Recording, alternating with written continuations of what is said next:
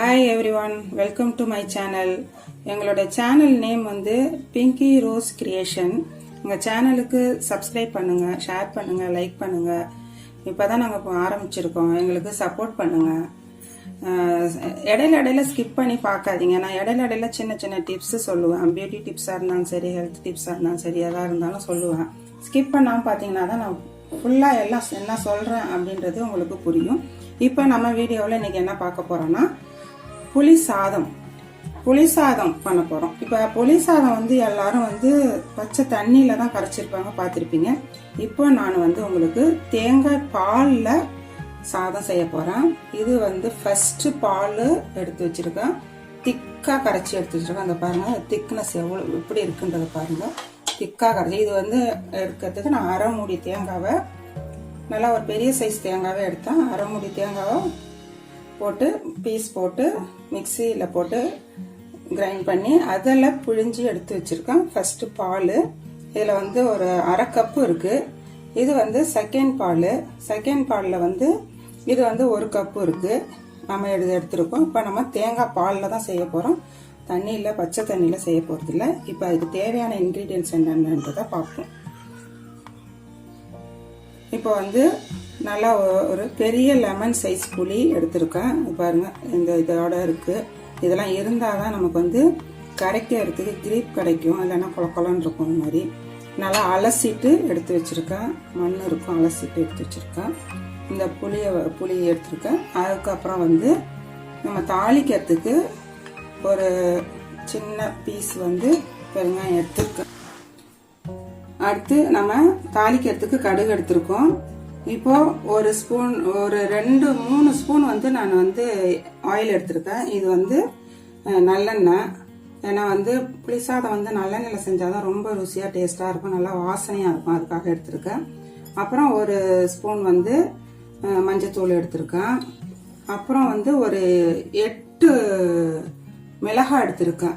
இந்த red chilli, காஞ்ச மிளகாய் சொல்லுவாங்க இல்லையா, அந்த மிளகாய் எடுத்திருக்கேன். அப்புறம் ஒரு ஸ்பூன் வந்து நல்லா ஒரு பெரிய ஸ்பூனால வெந்தயம் எடுத்திருக்கேன். இப்போ வந்து இந்த வெந்தயத்தோட நம்ம வந்து ரெண்டு மிளகாய் எடுத்து இதோட போட்டு நம்ம ரோஸ்ட் பண்ணிக்க போறோம். இது மட்டும் தான் நம்ம தாளிக்கிறது, இது ரோஸ்ட் பண்ணிக்க போறோம். இப்போ ஆயில் போடாம வெறும் வானல்ல போட்டு இதை நம்ம வந்து ரோஸ்ட் பண்ணுவோம். இப்போ வானல் சூடாயிடுச்சு. இப்போ இதை போட்டு இப்போ நல்லா இதை ரோஸ்ட் பண்ணுவோம். நல்லா சிம்மில் வச்சு நல்லா இது வெடி வைக்கணும்.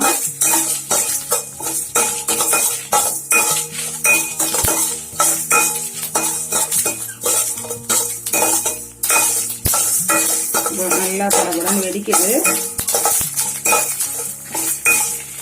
இதெல்லாம் வெடிச்சாலே அப்படியே வெடிக்க வேண்டியதான். ரொம்ப கரிஞ்சிடக்கூடாது, ஏன்னா வந்து கசப்பு வந்துடும்.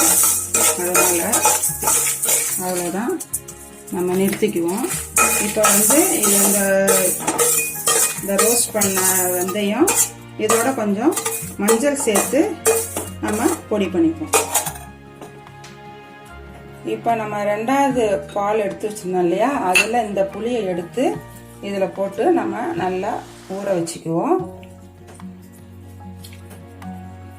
இப்போ நம்ம ரோஸ்ட் பண்ணதை பொடி பண்ணிட்டு வந்துடுவோம். பொடி பண்ணியாச்சு. இப்போ வந்து நம்ம தாளிப்போம். வானல் சூடாயிடுச்சு, சிம்மில் வச்சுக்குவோம். ஏன்னா சில்வர் வானல்ன்றத சீக்கிரம் சூடு ஏறிடும். இப்போ ஆயில் வந்து நான் ஒரு 2 ஸ்பூன் ஆயில் எடுத்திருக்கேன். எல்லாத்தையும் ஊற்றிக்குவோம். 2 எடுத்திருக்கேன். எல்லாத்தையும் போட்டுப்போம். நல்லா எண்ணெய் சூடாகட்டும்.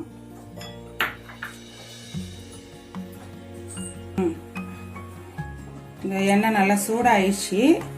இப்போ வந்து இந்த பெருங்காயம் எடுத்து வச்சிருந்தோம் இல்லையா, அந்த பெருங்காயத்தை போட்டுக்குவோம்.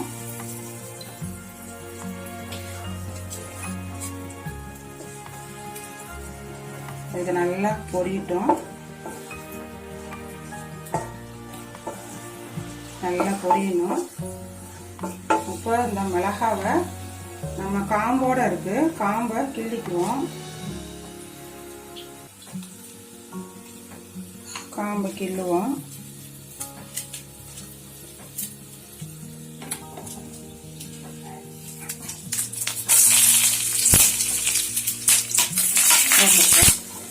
கடுகு போட்டாச்சு, நல்லா பொரிஞ்சிருச்சு. இப்போ நம்ம இது நுணுக்கி வச்சிருந்ததையும் இதை போட்டுக்குவோம். போட்டுட்டு ஆல்ரெடி இதை நுணுக்குனதுனால லேசாக வரைக்கும்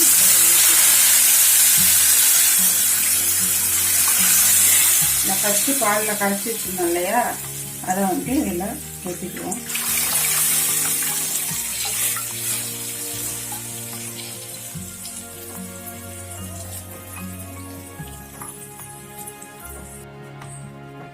இப்போ வடிகட்டியாச்சு.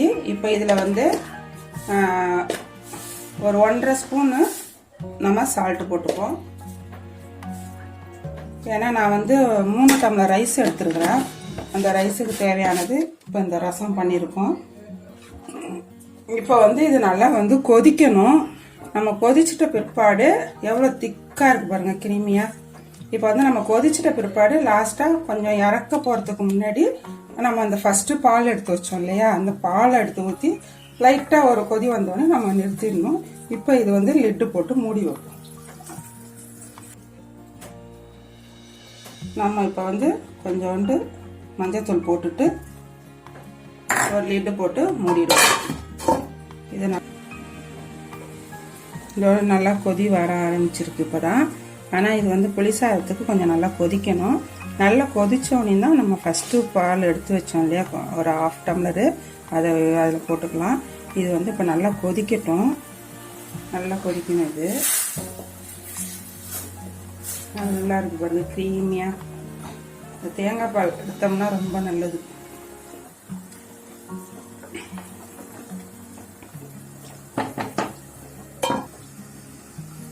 நல்லா ஒரு 10 மினிட்ஸ் ஆயிட்டு இப்போ வந்து நம்ம ஓப்பன் பண்ணி பார்ப்போம். பாருங்க, நல்லா கொதிச்சிட்டு இருக்கு.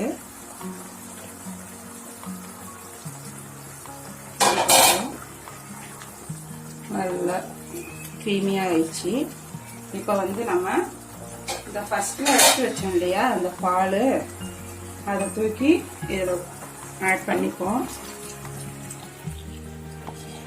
இது வந்து நல்லா கிண்டி விட்டுக்குவோம். நான் வந்து ரைஸில் வந்து நான் கொஞ்சம் வந்து சால்ட்டு போட்டு ரைஸ் பண்ணியிருக்கிறேன். அதனால தான் நான் 1.5 ஸ்பூன் போட்டேன். நீங்கள் இப்படி வந்து ரைஸில் வந்து சால்ட்டு போடலைன்னா நீங்கள் ஒரு 2 ஸ்பூனாக போட்டுக்கலாம். ஏன்னா நான் 3 டம்ளர் ரைஸ் எடுத்துருக்கிறேன். இப்போ வந்து இது ஒரு கொதி வரட்டும். ரொம்ப கொதிக்க விடக்கூடாது, லைட்டாக கொதிக்கட்டும். மூடிடுவோம் நம்ம, லைட்டாக கொதி வரட்டும். இப்போ 2 மினிட்ஸ் ஆயிடுச்சு. இப்போ பார்ப்போம். நல்லா கொதி வந்துட்டுருக்கு. இப்போ வந்து நல்லா திக்காயிடுச்சு. இப்போ இந்த ஸ்டேஜில் நம்ம ஆஃப் பண்ணிப்போம். ஆஃப் பண்ணிட்டு பாருங்க, நல்லா திக்காயிடுச்சு.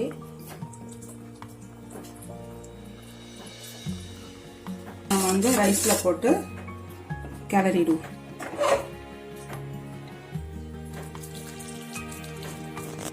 கொஞ்சம் கொஞ்சமாக போட்டுக்குவோம். அப்படி கிளறுவோம்.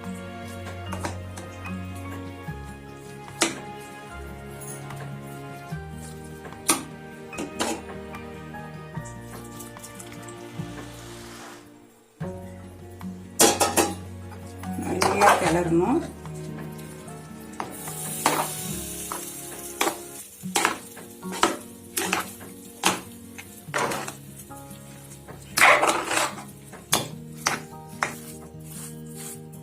இந்த பாருங்க, நல்லா இப்போ கிண்டியாச்சு. நம்ம அந்த ஒயிட் ரைஸ் இல்லாமல் நல்லா ஃபுல்லாக கிண்டணும். ஏன்னா ஒயிட் ரைஸ் இருந்துச்சுன்னா மறுநாளைக்கு நம்ம வைக்கணும்னா கூட அந்த சாப்பாடு வீணாக போயிடும். நல்லா அந்த புளிப்பு எல்லா இடத்துலையும் படணும். ரெடி ஆயிடுச்சு. இப்போ நம்ம பிளேட்டில் எடுத்து சர்வ் பண்ணுவோம்.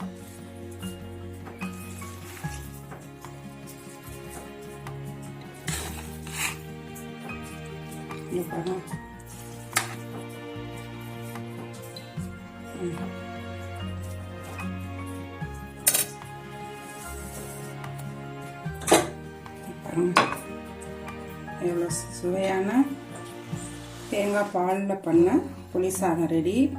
இப்போ இதுக்கு வந்து நம்ம முட்டை கிரேவி பண்ணிக்கலாம், உருளைக்கிழங்கு பொரியல் பண்ணிக்கலாம், இல்லை ஊறுகாய் பண்ண வச்சுக்கலாம்.